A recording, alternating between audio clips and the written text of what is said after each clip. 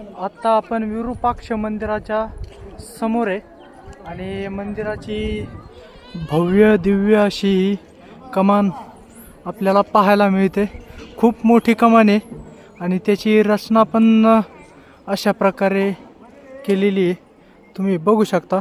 आत्ता आपण मंदिरामध्ये जाऊन पाहूयात आतमधलं स्ट्रक्चर, आतमधले कोरीव काम, शिल्पचित्र कसे पाहायला मिळतात आपल्याला. मंदिरामध्ये आतमध्ये एंटर केल्यानंतर आपल्याला मंदिराचा हा आतमधला परिसर पाहायला मिळतोय आणि ही मंदिराची छोटी कमान आहे आणि ते जे दिसतंय तिकडून बहुतेक दुसरी कमान असावा, दुसरा दरवाजा असावा. तिकडून सुद्धा आतमध्ये येण्यासाठी जागा असावी. तर अशा प्रकारे संपूर्ण मंदिराचा परिसर आपल्याला पाहायला मिळतोय आणि हे आतमध्ये जे दिसतंय ते विरूपाक्ष मंदिर आहे. तर आपण आतमध्ये जाऊन पाहूयात. तर विरूपाक्ष मंदिराच्या ह्या दुसऱ्या कमानीपाशी आपल्याला सुरुवातीलाच असे मूर्त्या पाहायला मिळतात. तर आतमध्ये दीपखांबे सुरुवातीलाच त्या ठिकाणी आपल्याला पाहायला मिळतो या ठिकाणी. तर अशा प्रकारे संपूर्ण हे पाहायला मिळते. वरून पाहू शकता. तर तिथून पुढे आल्यानंतर असा या ठिकाणी नंदी आहे. तर नंदी महाराज, 3 नंदी महाराज आपल्याला पाहायला मिळतात. तर हे 3 महाराज, नंदी महाराज अशा प्रकारे आपल्याला पाहायला मिळतात एकदम हे. आणि या ठिकाणी नागांचे शिल्प कोरलेले आहेत, ते सुद्धा आपल्याला पाहायला मिळते. या ठिकाणी तेल दिवे हे भाविक भक्तांसाठी ठेवलेलं आहे. या ठिकाणी दिवे ज्योती पेटवतात.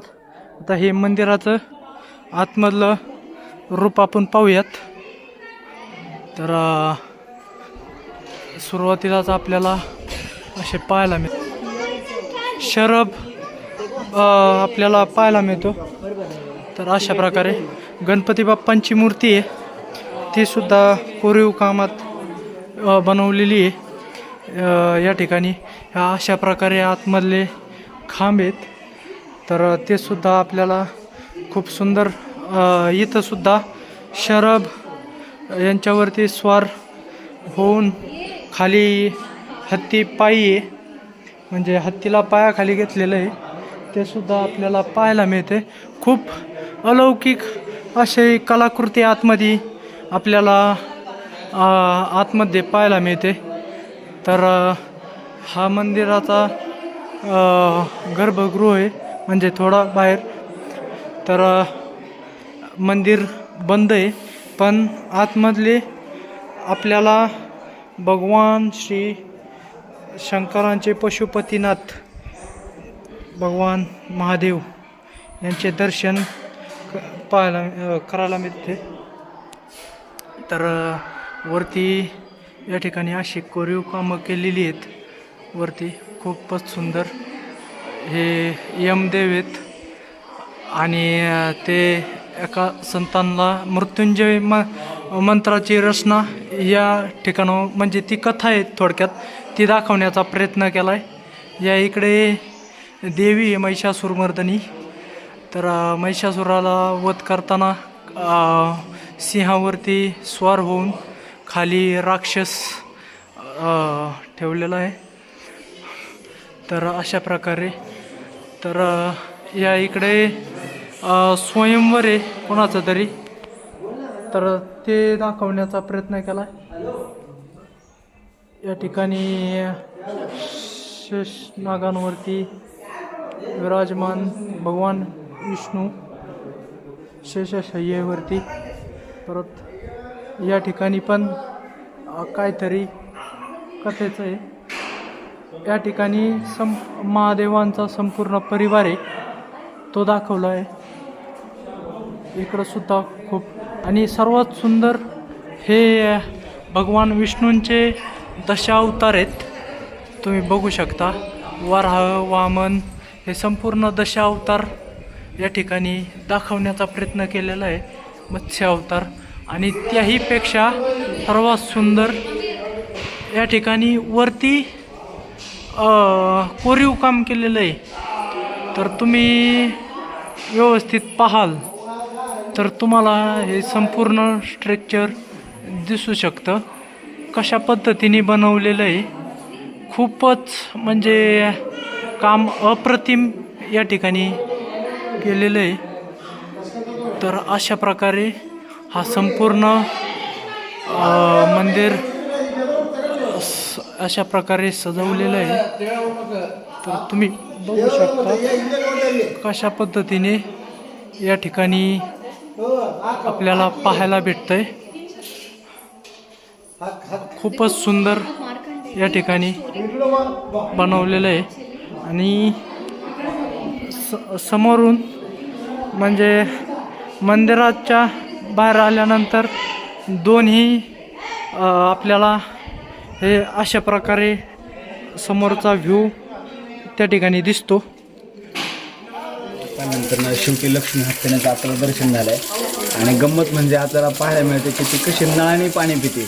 ती काय करते, तिची सोंड त्या नळाखाली लावते, त्याच्यामध्ये पाणी भरून घेते आणि मग ती तोंडामध्ये पाणी सोडते. बघा आता गंमत, तेव्हा तिने मस्तपैकी सोंडेमध्ये भरपूर असं पाणी भरून घेतलेलं आहे. आणि आता ते पाणी कशा पद्धतीने पिते तुमच्या लक्षात येईल. बघा तिने सोंड मस्त फुल गच्च भरून घेतलेली आहे. बघा आता शिंपडलं फुल स्पीडमध्ये तिने तोंडात ते पाणी शिंपडलं. आणि अशा पद्धतीने तिने ते पाणी गुळणा केल्यागत बघ खूप वेळा झालं ती हे करते. पाणी पिण्याचा त्याचा हा प्रयत्न चालू लहानपणापासून शिक्षण असल्यामुळे ते करते. आता ही बरेच वयस्कर झालेली अशा हत्तीने लक्ष्मी हत्ती तुम्हाला पाहायला मिळते. आणि हा तिचा माहूत आहे. तो तिचा आता आला, तो नळ बंद करतोय, तिचं पाणी पिऊन झालं, आता तो पाणी पितोय. आणि अशा प्रकारे आपण थोडा वेळ वाट पाहिल्यानंतर सुद्धा लक्ष्मी हत्तीनेचं दर्शन झालं. आणि अजून थोड्या वेळ थांबल्यामुळं काय झालं बघा, तुम्ही लक्ष्मी हत्ती आता बाहेर सुद्धा यायला लागलेली. हे बघा लक्ष्मी हत्ती बाहेर निघाली. तेव्हा त्याला वरती कसा चढवला आहे माहूत आहे जो तिला मस्त चढवलं, त्याला हे सगळं मस्त चढवला शिकवतोय. आणि लहानपणापासून हत्तीने तिथं हे सगळं करते. भव्य दिव्य प्राणी आपल्याला हत्ती आणि ती पुन्हा तिच्या निघालेली ती तिला काठी देते. तिला कन्नड भाषेत समजून सांगते आणि चालली. अशा पद्धतीने आपण वेळ घालवला त्याचा आपल्याला मदत झालेली आहे. आणि त्या वेळेने आपल्याला लक्ष्मी हत्तीचं चांगलं दर्शन घडवलं. आणि लक्ष्मी हत्ती त्याच्या वाटेने चालली आहे त्याच्या ठिकाणावर. तर लक्ष्मी हत्तीला टाटा करून आता आपण आपल्या पुढच्या लोकेशनला निघूया. म्हणजेच आपल्या विरूपाक्ष मंदिराच्या थोडंसं खाली आपल्याला तुंगभद्रेचं पात्र लागतं. तुंगभद्र नदीचं पात्र लागतं. तर या ठिकाणी तुम्ही पात्र पाहू शकता. आणि तुंगभद्रा नदीच्या पात्रात सुद्धा मंदिरं आपल्याला मंदिरांचे अवशेष मंदिरे आढळून येतात. तर खूप थंडगार पाणी आणि वाथ पाणी आपल्याला तुंगभद्रेचं पाहायला मिळतं. तुम्ही बघू शकता नुकताच पाऊस सरून गेलेला आहे तरीसुद्धा आपल्याला भरपूर दगडी म्हणजे एवढं पाणी दिसत नाही आहे तुंगभद्रेला. तर अशा प्रकारे हे तुंगभद्रेचं पाणी आहे. तर आता आपण पुन्हा वरती विरूपाक्ष मंदिराकडे जाऊयात आणि पुढे पाहूयात. अशा प्रकारे आपलं हम्पी आहे आणि हम्पीमधलं विरूपाक्ष मंदिर हे झालेलं आहे. आपलं गणेश मंदिर झालं, हम्पीमधील ही मंदिरं झालेली आहेत. तर आजचा हा व्हिडिओ इथंच थांबवतोय. उद्याच्या भागात पाहणार आहोत विठ्ठल मंदिर हम्पीमधलं. तर तिकडं सुद्धा जाणार आहे, पण तो उद्या व्हिडिओ येईल. तर हा व्हिडिओ तुम्हाला आवडला असेल तर ह्या व्हिडिओला लाईक करा, शेअर करा आणि सबस्क्राईब करा आपल्या चॅनलला. म्हणजे दुसऱ्या व्हिडिओची येणारी जे नोटिफिकेशन आहे ते तुम्हाला मिळून जाईल. व्हिडिओ पूर्ण पाहिल्याबद्दल धन्यवाद.